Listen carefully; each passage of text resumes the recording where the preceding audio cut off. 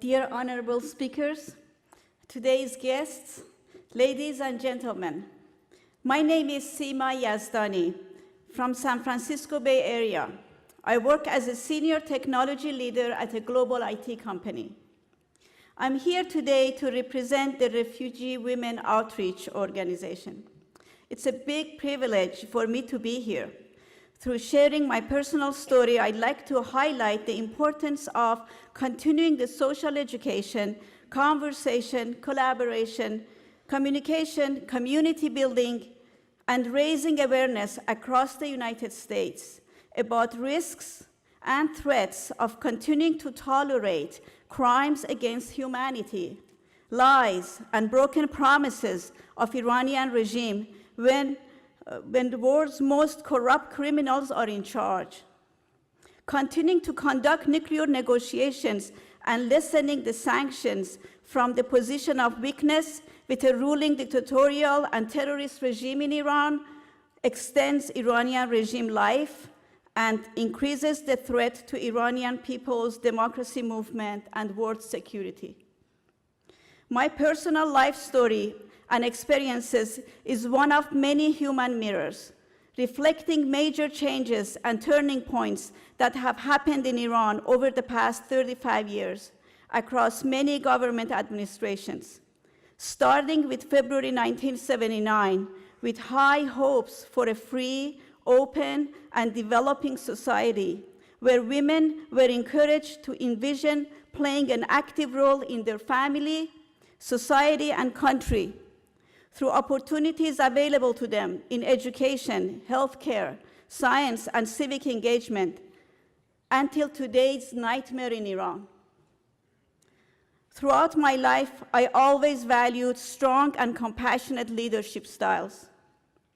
I have been inspired by leaders and role models and global impact like Dr. Mossadegh, Mother Teresa, Benjamin Franklin, and Abraham Lincoln. I grew up in Iran in the 70s, leaving home country to study in US in 1978, started a family and a professional career in information technology. I started developing the passion to play a part that has a lasting impact on the society.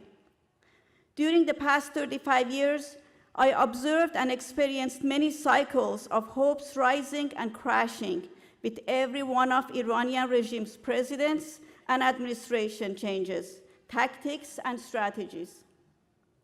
In every iteration, regime's objective has followed the same pattern of removing the real problem statement, which is Iranian people's right to self-determination, fairness, and live in dignity, all promised in Iran's constitution. Iranian regime broke their obligations and commitments every time, through pure lies, deceits, systematic discrimination, war and terrorism against Iranian nation and its neighboring countries.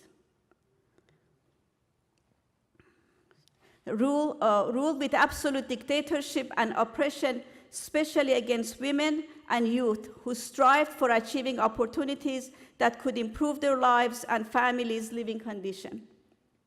I can confidently say that absolute majority of Iranian people living in Iran or those who had to find refuge abroad have personally experienced the impact of regime's barbarism, their inhumane and criminal policies that were designed to rob people from their sense of control over their lives, hope, plans, economic and personal security and stability. Access to these critical human needs, rights, and development opportunities are minimum requirements for having a positive and constructive outlook toward the future. In fact, on the domestic front, Iran, with highest rates of execution per capita in the world, highest rate of brain drain, highest number of detained journalists and intellectuals, declining rate of marriage and childbirth, high rates of suicide and continuous public execution and arbitrary arrests. On the global front, Iranian regime has been expanding their terrorism into international spaces, including in the heart of Washington, D.C. Iran, once a rich and mostly middle-class country, can now be classified as an almost failed nation-state. The question I and many people in Iran or abroad have from the nuclear negotiators is simple.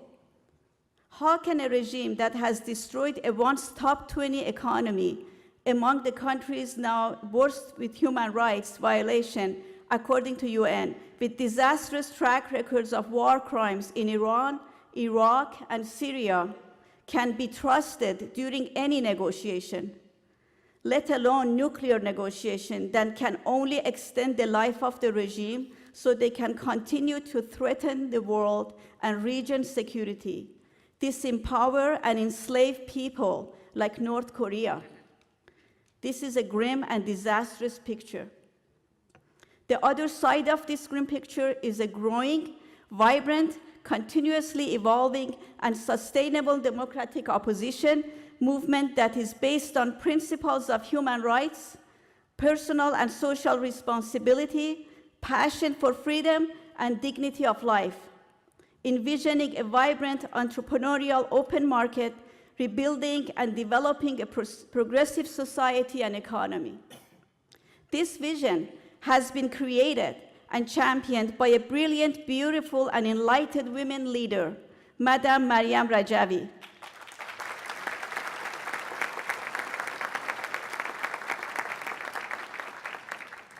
Leading by example with her crisp and clear 10-point plan, which is like the most advanced Bill of Rights for democratic change in Iran. What inspires me the most is Madam Maryam Rajavi's genius recognition and the amazingly empowering call for valuing a person's will, and not just a woman or a Muslim's will, and one's right to choose one's path, goals, and willingness to take on leadership responsibilities in life above one's skills or resources. Madam Maryam Rajavi courageously became the persona of Iranian democratic opposition, followed the paths of Iran's great leaders like Dr. Mohammad Mossadegh, gave us the courage to stand up, each in our own personal lives, and became the voice of the voiceless, agent of change and transformation, serve the oppressed and refugees, and take a national and international stand against the destructive trends of past 35 years, all caused by the Iranian regime and its international allies. Regime change to a democratic system of government in Iran is a prerequisite to security, stability, and peace in Iran, Middle East, and the world. My life journey has also been influenced and inspired by three major and powerful movements: computing innovation, women's rights, democratic rights in the world, especially in the Middle East. I chose to join and work alongside like-minded colleagues, organizations, and leaders who care for the rights of women, refugees, who also had passion for freedom, nonviolent, and progressive societies. On women's rights, what was particularly inspiring was the nearly 1,000 women in Camp Ashraf, now in Camp Liberty. Every time I think about what these brave women had endured in the hands of the mullahs, and instead they got stronger, more resolute. By even thinking about them, I feel stronger, I feel dedicated, and I feel elated. That's the feeling that millions of Iranian women get from these valiant women in Camp Liberty. I decided to join my colleagues in Refugee Women Outreach in being a positive agent for change, for a better life for women, children, youth, and refugees, and in alleviating sources of oppression, discrimination, and creating opportunities for freedom, democracy, and social economic development to succeed. I was blessed to experience a small portion of the extraordinary pains, challenges, and opportunities Iranian women faced in Iran or abroad, which multiplied my resolve to seek and join open-minded and freedom-loving colleagues, teachers, mentors, and friends to live a life of responsibility with fairness, service, compassion, love, optimism, and creativity with humility and humanity. Let's anticipate freedom and democratic change in Iran. Let's be aware. Let's see with our minds, eyes, and hearts. Let's strive together to respect and achieve dignity of life and not be deceived by Iranian regime's negotiation clown acts. Let's remember that the Iranian people, particularly women, will not settle for anything less than the overthrow of the regime. Thank you very much.